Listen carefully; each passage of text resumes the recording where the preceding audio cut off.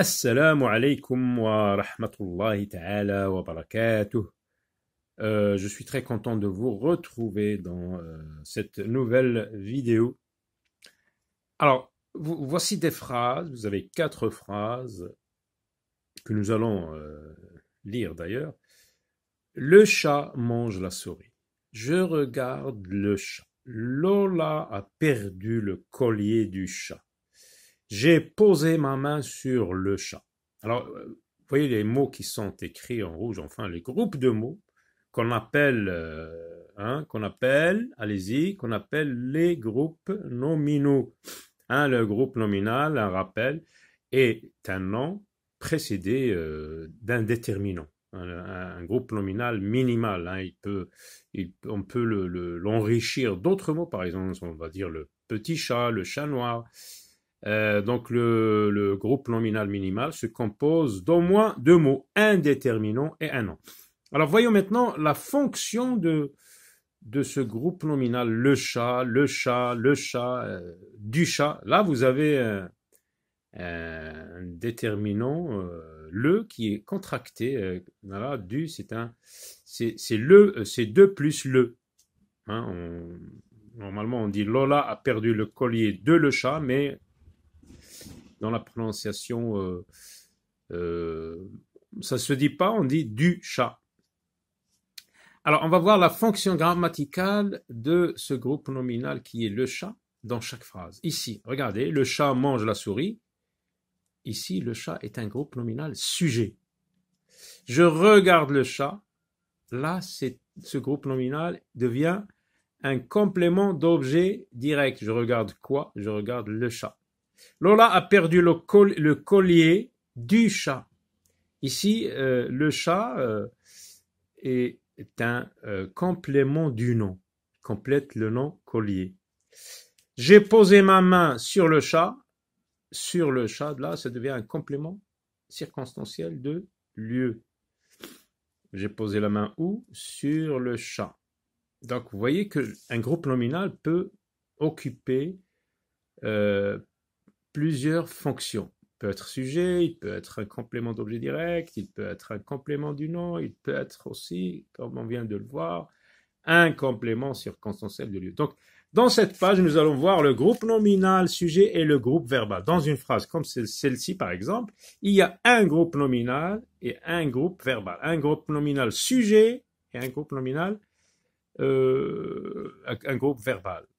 Par exemple, ici, on dit « le chat mange la souris ». Il est où le groupe nominal sujet? C'est le chat. Qui est-ce qui mange la souris? C'est le chat. Et le reste, c'est ici, dans cette phrase, est un groupe verbal.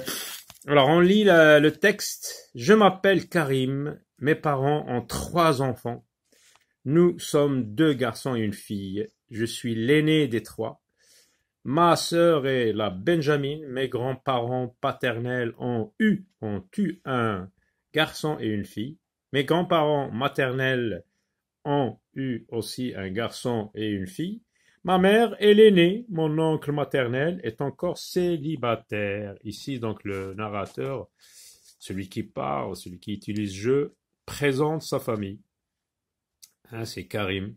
Karim, ici, présente sa famille. Il parle de sa famille, il dit qui sont les membres de sa famille. Donc, on découvre, souligne les phrases du premier paragraphe. Alors là, vous avez combien de paragraphes? On voit un alinéa ici, un petit espace, un alinéa ici. Donc, vous avez 3 paragraphes. Le premier paragraphe va de « Je m'appelle Karim » jusqu'à « fille ». On va souligner les phrases « Je m'appelle Karim ». Alors, on souligne. Mais jusque-là, on s'arrête. On commence une autre ligne. « Mes parents ont 3 enfants. Nous sommes 2 garçons et une fille. » Voici la deuxième phrase jusqu'ici. La troisième phrase « Je suis l'aîné des 3. » La quatrième « Ma sœur est la Benjamin. » Voici la phrase suivante. « Mes grands-parents paternels ont eu un garçon et une fille. » Et la dernière. Voilà. On a souligné les phrases du premier paragraphe. Souligne les sujets en noir et les verbes en rouge. Alors, les sujets, je, voilà. en noir parce que on nous dit de souligner les sujets en noir. Qui est-ce qui s'appelle Karim? C'est je, moi, je. Mes parents ont 3 enfants. Mes parents ont 3 enfants. Alors, le verbe ici, c'est s'appeler. Je m'appelle. On va le souligner avec le rouge. On le souligne en rouge. Alors, le verbe m'appelle, je m'appelle, tu t'appelles, c'est un verbe pronominal. Mes parents, donc c'est le sujet, et le verbe c'est on. Nous sommes 2 garçons, nous, c'est le sujet, sommes, c'est le verbe. Je suis, je, c'est le sujet, et le verbe être ici, c'est, on le souligne en rouge. Ma sœur est, ma sœur, c'est le sujet, et c'est le verbe. Mes grands-parents paternels ont eu, vous remarquez que ici, dans ces phrases, il n'y a que le verbe avoir et le verbe être conjugué tantôt au présent, tantôt au passé composé. Ça, c'est le verbe avoir au passé composé. Voilà, on a souligné en rouge. Complète le tableau suivant. Donc, à partir de ce qu'on vient de voir, on va compléter, à la lumière de ce qu'on vient de voir, on va compléter le tableau. Phrase. Je m'appelle Karim, mes parents ont 3 enfants, nous sommes 2 garçons, il ne veut pas manger sa tarte, par exemple. Là, ne se trouve pas dans ce texte. Sujet. Je m'appelle Karim, c'est le sujet, c'est je. Ici, on a écrit le verbe appeler, normalement, s'appeler. Et le complément, c'est Karim. Mes parents ont 3 enfants. Mes parents, on a dit, c'est le sujet. Le verbe, c'est ont, O-N-T. Alors là, on écrit mes parents. Le verbe ont et 3 enfants, on l'écrit ici, c'est un complément. Nous sommes 2 garçons. Nous sommes 2 garçons. Alors, nous sommes, sujet, nous. Et là, c'est le verbe sommes. 2 garçons, même si c'est un attribut du sujet. Bon, on l'écrit ici. Il ne veut pas manger sa tarte. Il ne veut pas manger. Il, c'est le sujet. Veut, c'est le verbe. Et le reste, on le met ici. Alors, ce qu'il faut retenir, c'est qu'une phrase verbale, comme ici, ce sont des phrases verbales parce qu'il y a le groupe nominal sujet et le verbe. Donc, une phrase verbale simple, comme celle qu'on vient de voir, est constituée au minimum de 2 groupes. Le groupe sujet qui indique qui fait l'action exprimée par le verbe. Alors, ici, par exemple, le chat mange la souris. Qui est-ce qui fait l'action exprimée par le verbe manger? C'est le chat. C'est le sujet. Et le reste, le groupe verbal qui exprime l'action que fait le sujet. Et l'action ici ne consiste pas seulement dans le verbe, mais dans ses compléments aussi. Par exemple ici, travaille dans une usine. Mes parents, le sujet, travaillent dans une usine. Le verbe plus le complément circonstanciel de lieu, tout ça c'est le groupe verbal. On n'a pas dit seulement le verbe, mais le groupe verbal. Ici, on n'a pas dit seulement le nom, mais le groupe nominal. Le nom plus c'est déterminant. Ces 2 groupes donc sont essentiels. Donc, ça veut dire qu'on ne peut pas les avoir dans une phrase, ou bien on ne peut pas avoir l'un sans l'autre. On ne peut pas avoir seulement mes parents et voilà, c'est une phrase. Non, on va dire ce que font ces parents-là. On ajoute le verbe dans une phrase simple. On part d'une phrase verbale simple. Donc ces 2 groupes sont essentiels, ces 2 groupes-là. Ils ne peuvent pas être supprimés. Oui, on ne peut pas dire travaille dans une usine sans mettre un sujet. Qui est-ce qui travaille dans une usine? Sans rendre la phrase donc grammaticalement incorrecte. Par exemple, si tu dis seulement ça, tu vas faire une phrase grammaticalement incorrecte. Le groupe nominal peut occuper toutes les fonctions, comme on vient de le voir ici. Le chat, le chat, le chat, le chat. Donc, il a occupé, comme on vient de le voir, plusieurs fonctions. Il peut être sujet, il peut être complément d'objet, il peut être complément du nom, il peut être complément circonstanciel, etc. Alors, pour délimiter un groupe verbal, donc pour par exemple ici, voir où commence le groupe verbal et où il se termine. Alors, qu'est-ce qu'on fait dans la phrase pour délimiter un groupe verbal, on cherche d'abord le verbe, puis ses compléments. Ici, par exemple, le chat mange la souris, on cherche le verbe, c'est mange. Et son complément, c'est la souris, ou bien ses compléments. Un verbe peut avoir plusieurs compléments. Voilà, donc ces compléments, c'est-à-dire tous les mots ou groupes de mots qui forment un bloc, qui forment un tout avec lui, et ne peuvent pas être supprimés. Alors je m'entraîne, souligne les groupes nominaux, sujets et accorde les verbes en les conjuguant au présent de l'indicatif. Alors, les membres de l'équipage embarqués sur le navire.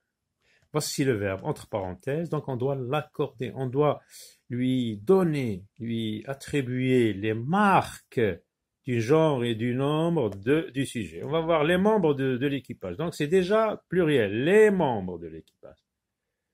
Parce que dans un groupe nominal comme ça, là si vous avez le complément de mon nom, mais le nom noyau qu'on va accorder avec le verbe, c'est membre, c'est pluriel. Donc on va mettre ENT. Et ici, la marque du genre n'a pas d'importance au présent.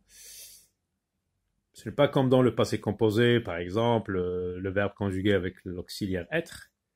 Donc on va mettre embarquer. On va supprimer ER et mettre ENT. Embarque avec ENT. Les filles de mes amis. La fille de mes amis habitaient à Marseille. Là, vous voyez que vous avez mes amis au pluriel, mais le verbe ne va pas s'accorder avec le complément du nom. Mais c'est la fille de mes amis qui habite à Marseille. C'est la fille. C'est pas mes amis qui habitent à Marseille, c'est ma fille.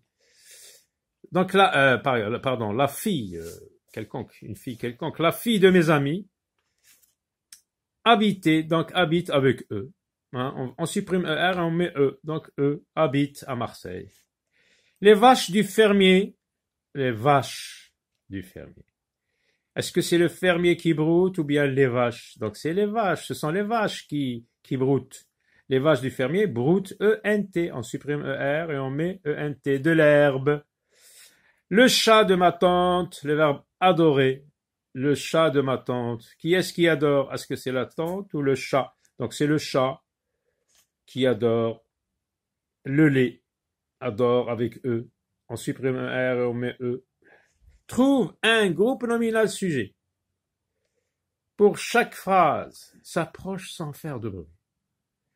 Bien, qui est-ce qui passe s'approche? Ça peut être une personne, ça peut être un animal, ça peut être un loup par exemple. Le loup s'approche sans faire de bruit. Et ça peut être une personne.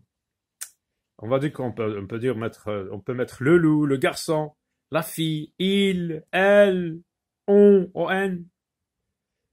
et donc vous avez un tas de groupes nominaux au choix. Vous pouvez mettre ce que vous voulez, mais c'est à la troisième personne du singulier au présent de l'indicatif.